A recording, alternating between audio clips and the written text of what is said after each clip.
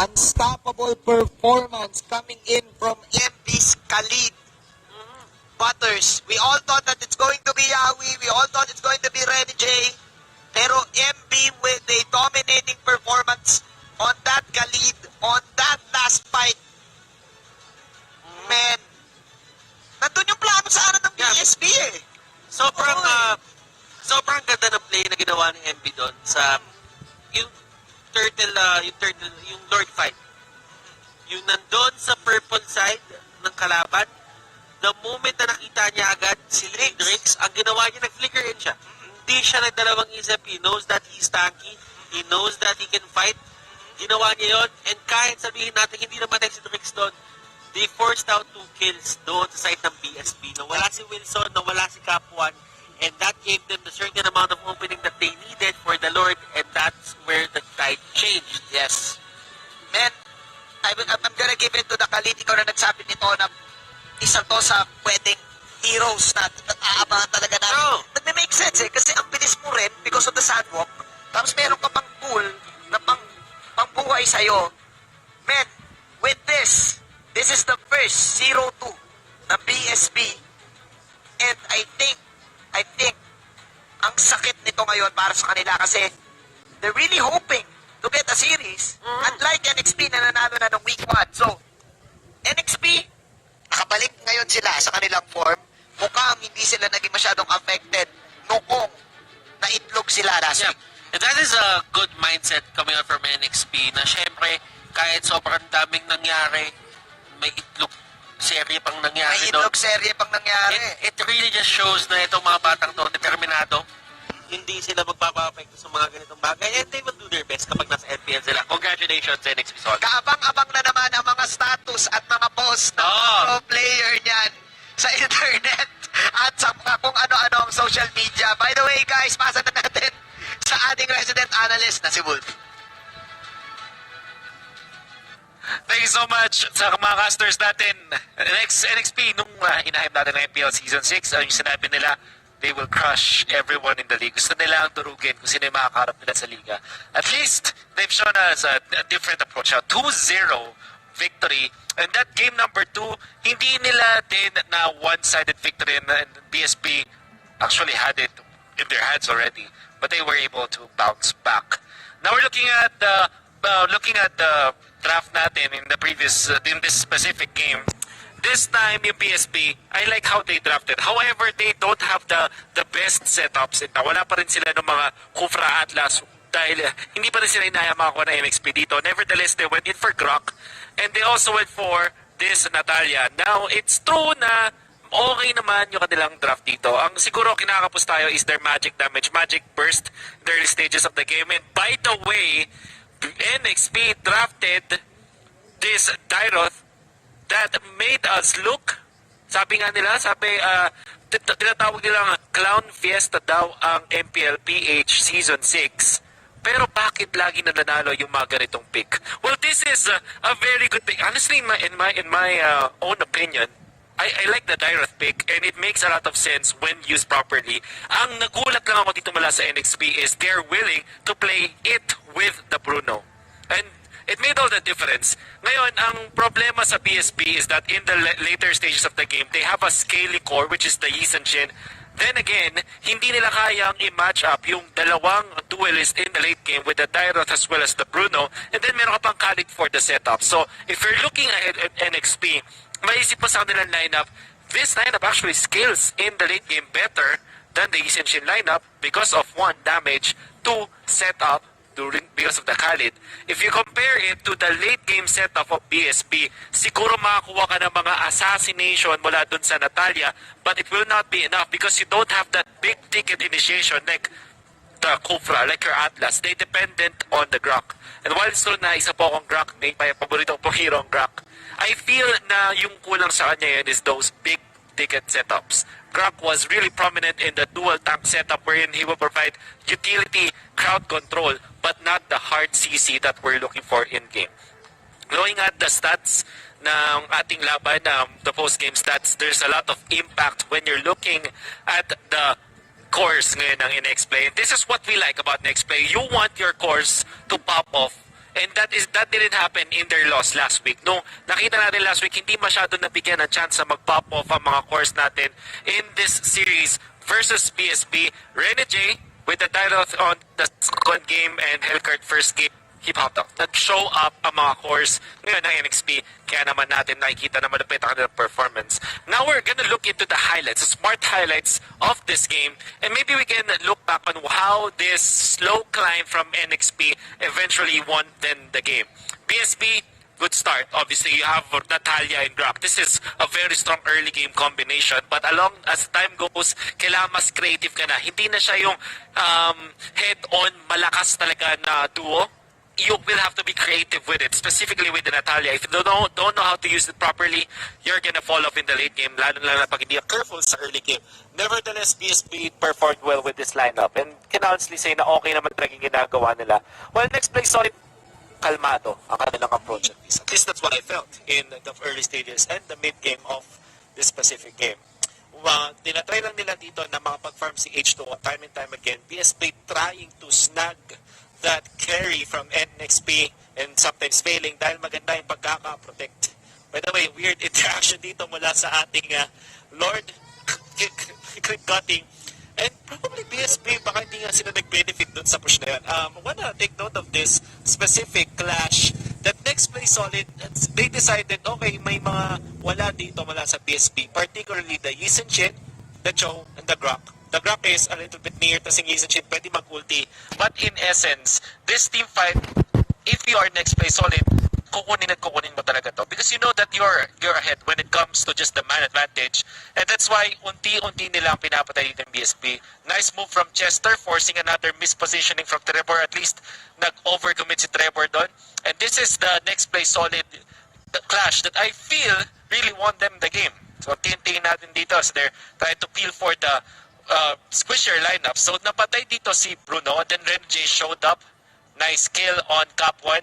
And this is all clean up na. Forcing BSB on a bad spot once again. Another fight that next play showed us na maganda dahil pinitas muna nila pa isa-isa yung mga members dito ng BSB.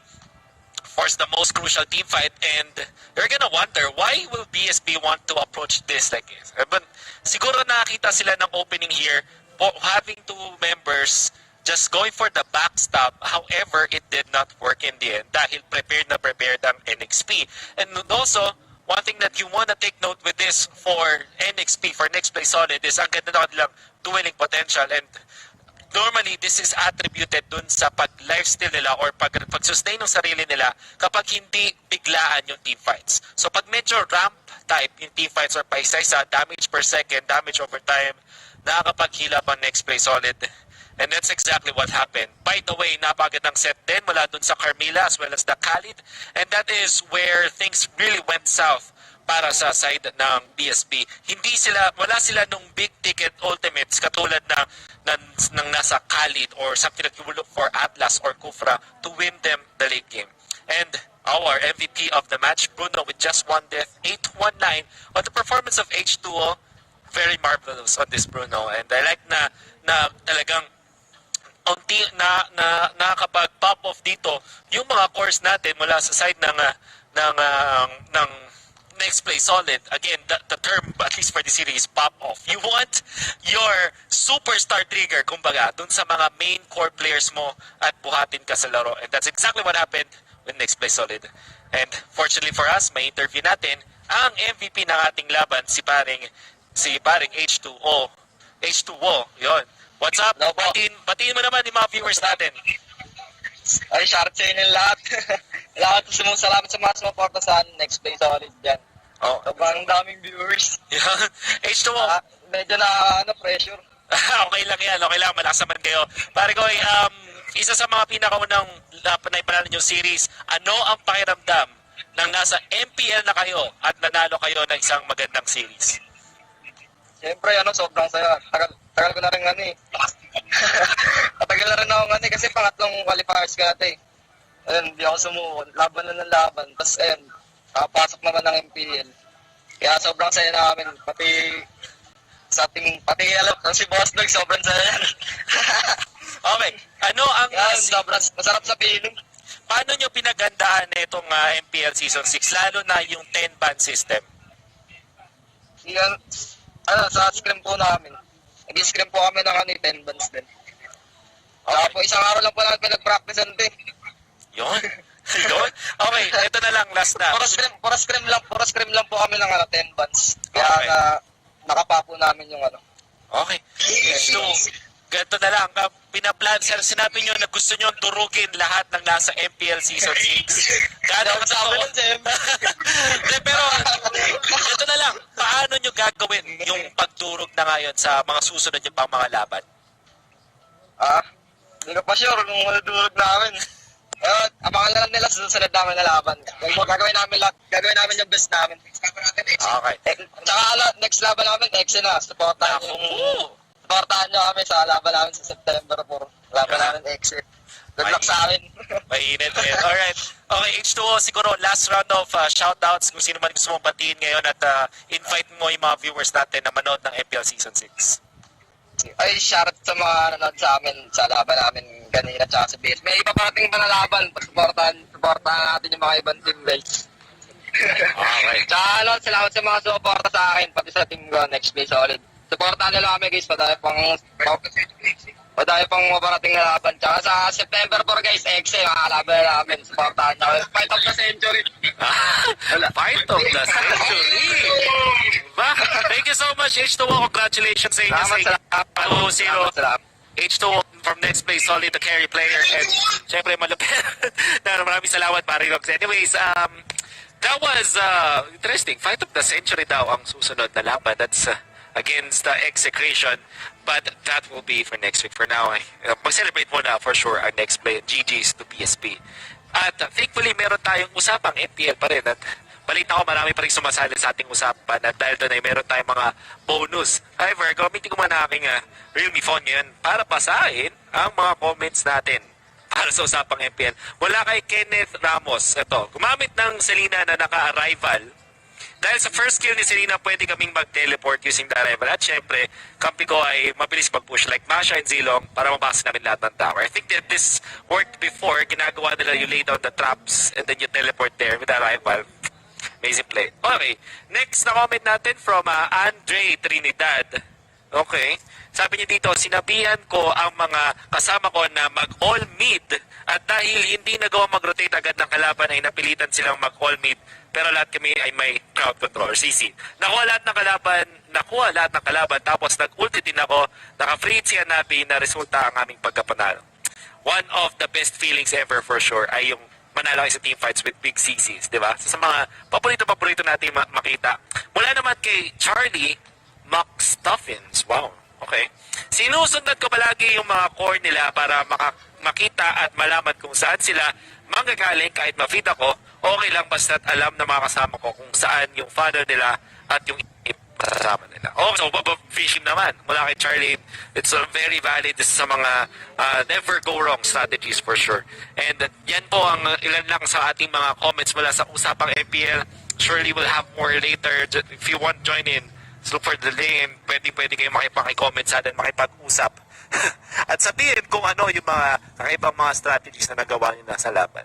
Anyways, dahil dyan, meron nga tayong weekly mythical raffle draw. Balita ko for week number 2, we've reached 20,568 entries. And since the number of participants ay nag-exceed ng 10K, mag-issue tayo ng additional redemption code. At itong mga lucky winners na to ay pwede maka-receive ng skin mula na Johe, Natalia, Cho, or Gushon. May Venom, Emperor, Scorpion ba? So, ito nga pala yung mga skins na most used ng BSB doon sa ating naman. Yan. So, yung Nutcracker, yung Midnight Raven, Natalia, Fierce Tiger, Cho, at yung Gushon, Venom. Congratulations to the, syempre, i-congratulate natin mga winners later after this draw. Gonna be looking now for 3, 2, 1. Yun. Yan ang mga winners natin. Congratulations sa inyo. Kayo ang mga nanalo ng ating mga epic prizes. And the redemption code will be sent to you by email next Monday.